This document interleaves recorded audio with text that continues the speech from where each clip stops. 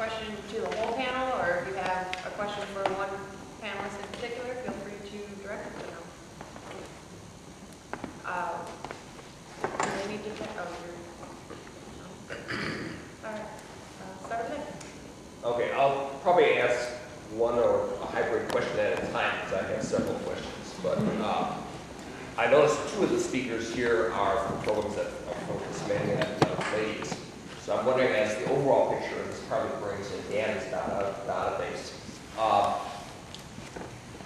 do you have, is there a weighting mainly of mentor programs toward maybe girls, or is it more evenly balanced among young people of all sexes? Probably Dan's got a better answer, but two of you others may have a better answer. I use maps to show where the programs are, and I break the database down by type of program. In other words, there's pure tutoring, pure mentoring, combination tutor mentoring, and there's different age groups: elementary school, middle school, high school. So if you looked at all that information on a map, the first thing you would say is, gosh, there's not very many programs on the south side. There looks like a lot of programs on the west side, maybe a fair distribution on the north side. And in the suburbs, it's really sketchy. But if you broke it down by high school kids, middle school kids, younger school kids, then the distribution would be even worse.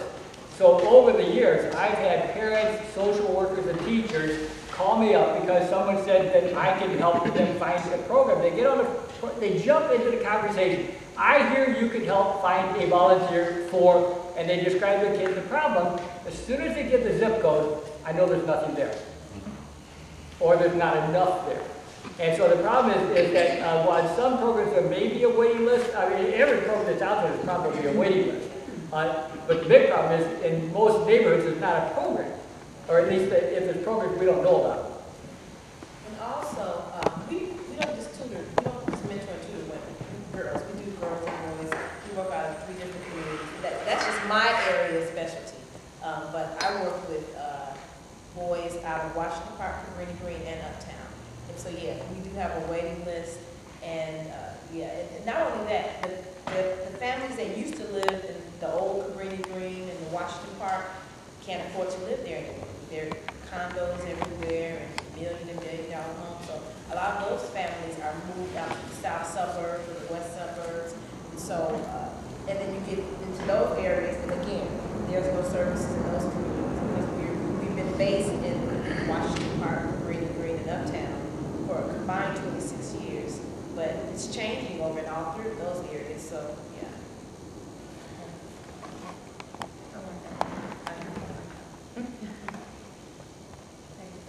I think one of the things that's really important, though, we have to think about, because there may be a lack of male mentors or waiting lists and different things like that, is we have to think about different models for mentoring. My training was in group mentoring, but I've had one-on-one, I've had, been the beneficiary of one-to-one mentoring programs. I've participated in it too.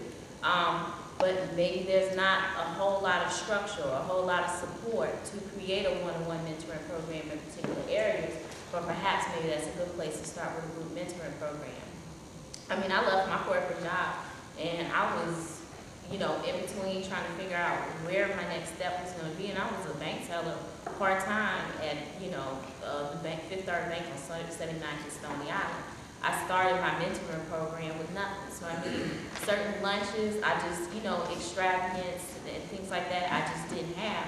But there was free space at the Avalon Public Library, and I had the desire, and I started a women's group. I had enough people from church, and I said, hey, if we get 10 women in a room, 20 girls or 5 girls, I mean, you're providing an opportunity. So I think we have to think about different models. Maybe you start with a group mentoring model, and then maybe you can develop and get a one-to-one mentoring, model going. But I think we have to think, what kind of resources do we have available, and just get started. This young lady emailed me this morning. She's like, well, I got girls who are waiting, but I need to have coffee with you again. And I was like, no, you don't. You just need to start. And somebody told me that, just start. Because it's the only way you're going to kind of grow, you get it going, and that's how you create the buzz. So I think we have to think out of the box. What makes sense for the resources that I have? What makes sense for my community to just get this movement going? I have 2 questions. One is, What age group do you find,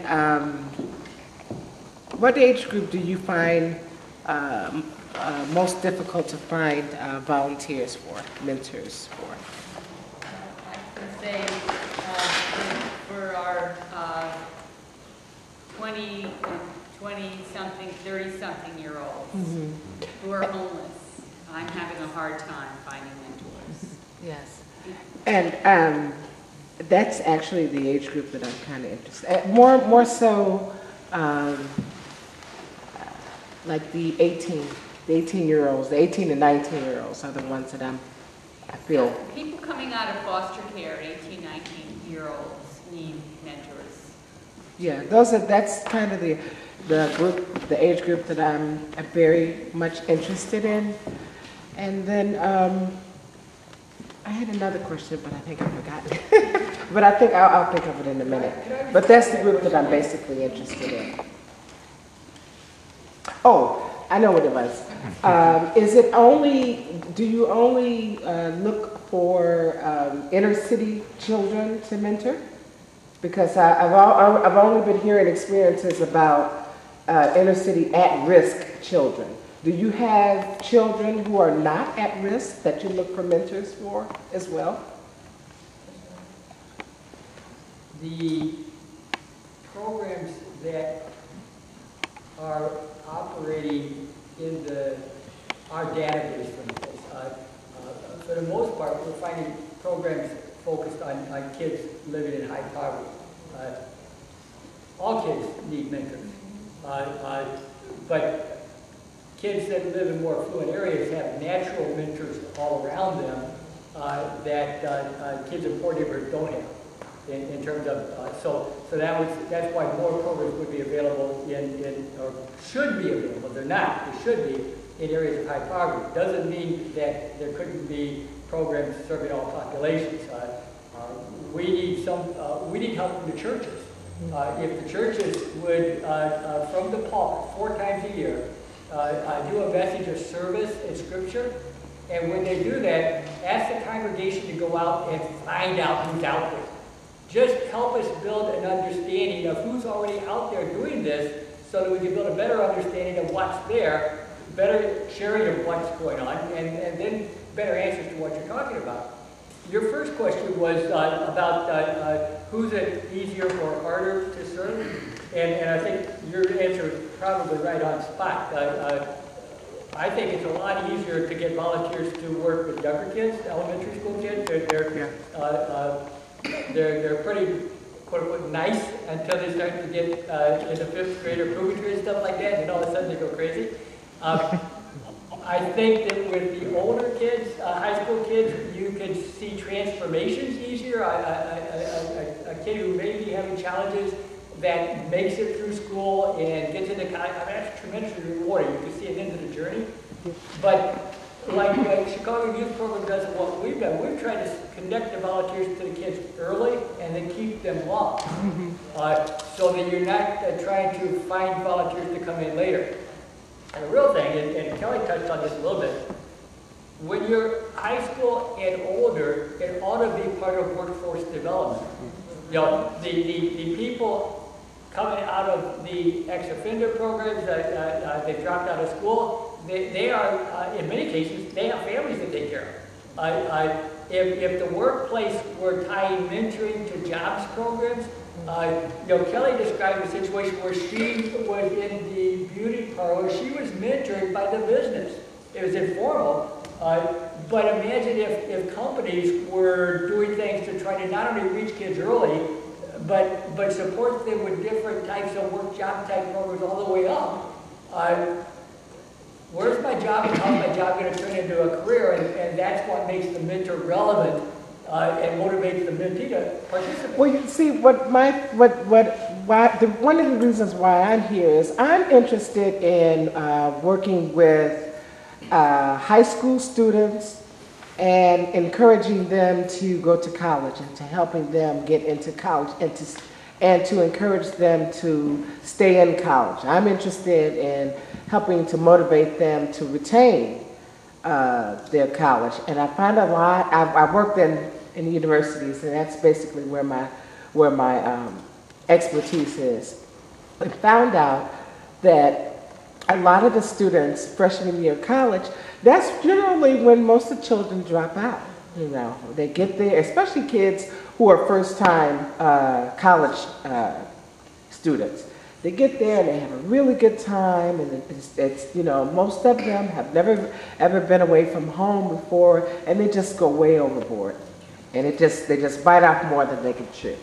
I'm finding too many of the kids that I first worked with when I got out of graduate school in programs that are now college graduates, they can't find a job. Yes, the economy is rough, but the bottom line is they were not mentored in their undergraduate Exactly. to be prepared for the workforce. Exactly. Those are the ones that I would like to target. I mean, I would like to be, I really would, because one of the things that I found working in the universities is that the parents give up on their kids. They're like, oh, they're grown now. You know, they're in it. They can go for themselves. You know, I'm done with it. You know, swim, sink or swim. And I think I have found in my experience is that that's when the child needs, the student needs their parent most. It's because the parent leaves the decision to the student or the child to do what they feel like they need to do. You know, either you're going to go to school or you're not. Well, and I have to say this. I went to Howard University, and part of where it was the breaking point for me, because I was extremely shy when I was young, Yeah. and I did not view myself as a leader.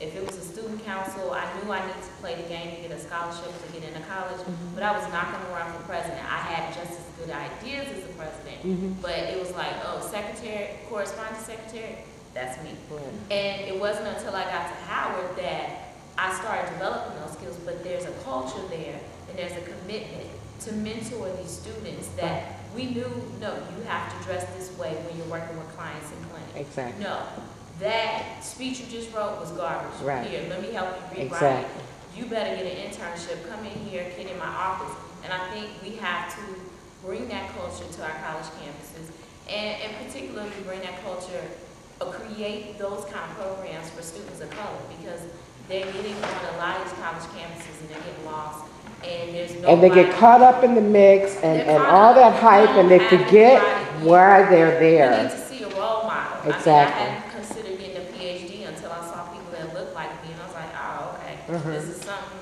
doable and achievable. So I mean, I think that's a huge group, regardless if they're at risk or not, Right. that are totally missing. We're Right. missing it with that. Now, one thing I do want to address, you were asking us about at risk or urban. I have some programs that are open to the public. They're only monthly just because we don't have a whole lot of funding. But we try and promote to our girls the importance of building your own network. Correct. You know, Yeah. and so these are girls from suburbs, these are girls who go to private schools, Right, other right, schools, right. my girls from some of the, low-income housing. So you see that she's from here, but Right. her ideas are just as good as yours. Exactly. They have to learn how, and we have to create those opportunities for them to do that. And they need to be they need to be instilled with confidence that they can do it, because a lot of times students will look at each other. The more affluent students, the at-risk students may look at the more affluent students and think, oh, the reason why she's like that is because. And because we taught them to do that. But yeah, and of course it is. But the confidence level may go down. Yeah. It could go either way actually. Yeah. But I find that of course confidence level is a lot lower. But they need to be instilled with that confidence. They need to be boosted as well. They need to be made to believe that they can do whatever they want to, so long as they focus and put their minds to it. Those are the people. I want to see if there's any more I'm questions sorry. before- That's okay. Good. You had Let good me things get to up. say. Don't let me get on my soapbox, okay? I'm sorry. You had But excellent those are the things to say. kids that I just know want. I've got some more questions, and I want to get a couple more in before we wrap. Okay. So go ahead. I'm in that mix of children, the young adult, the teenager, the elementary school. And I'm aware of all the challenges that are in those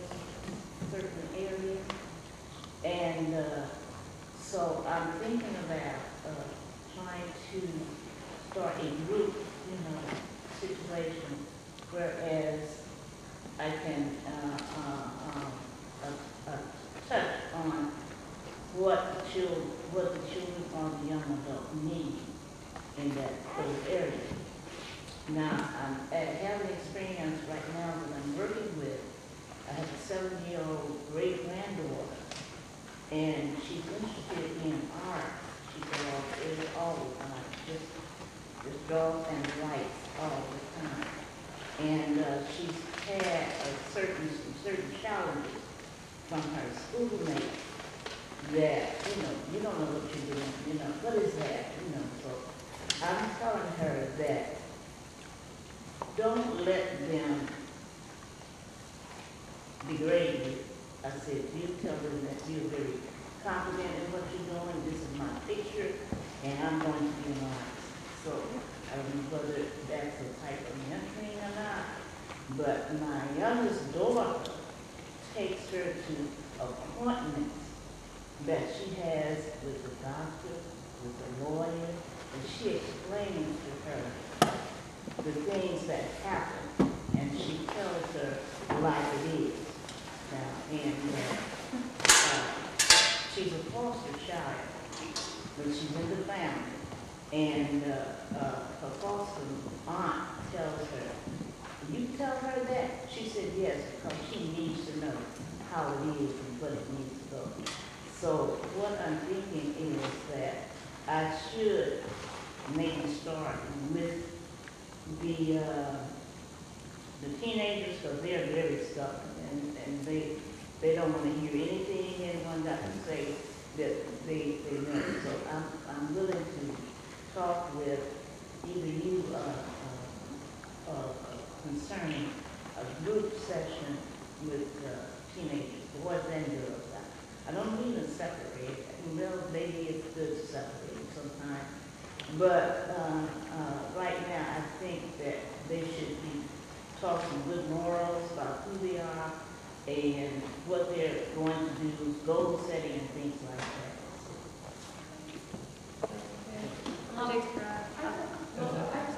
I'd like to respond a little bit to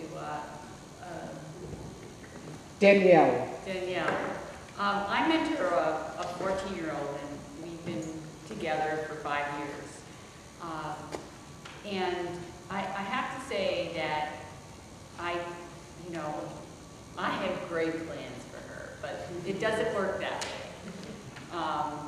That I have to see where she's at. What are her interests? What does she really want? So I think that's really important to keep in mind also. Because a lot of, and I actually chose her to mentor because she used to go to a school where I worked. And I had permission of everybody to do that. But a lot of people who get to mentor in programs are self-selected in a sense. They're already in a direction. And I think it's important to help people who don't, to reach out to the children who don't always get to the programs. Like you can go into a school, you could volunteer in a school. In a high school, you could say, I'm a community member and I'm available to mentor. And I'm sure that they would get you with somebody. All right, we got one question in the back. Yeah, this question is specifically for Monique. It's ironic, you mentioned a situation where I just did a presentation for 75 people, and then with one person out of the 75 just said, I don't like any of this. And so I think I heard you say that you took some of that, what that one person said, incorporated in the next presentation, and everybody was happy about it. But are there any other areas of collaboration where you seek out different ideas for mentorship and training and so forth in this mentorship consortium that you might have or whatever? I definitely again reiterate starting with the people who support the organization, because I think because some of our volunteers, they know the people the VPCs who have initiated this relationship and started this partnership, they know the organization. So for me, the core of the group are the leads, and those are the people who have recruited that one volunteer who may have a problem with it. And so I'll lean on Kwame and I'll say, well, you got the surveys back, and what do you think we should do? I know you know these people people well. We've worked with them for several years, and this is what we're hearing. So I'll collaborate with that lead person as well as taking the volunteers. But again, just constantly networking with other nonprofits. We have partnerships with other organizations who receive CDBG funding, and so we meet monthly. And then we really just shoot the breeze and talk about what's going on, what isn't working, what have you done successfully to retain these volunteers, what's not working. And we have open, honest conversations.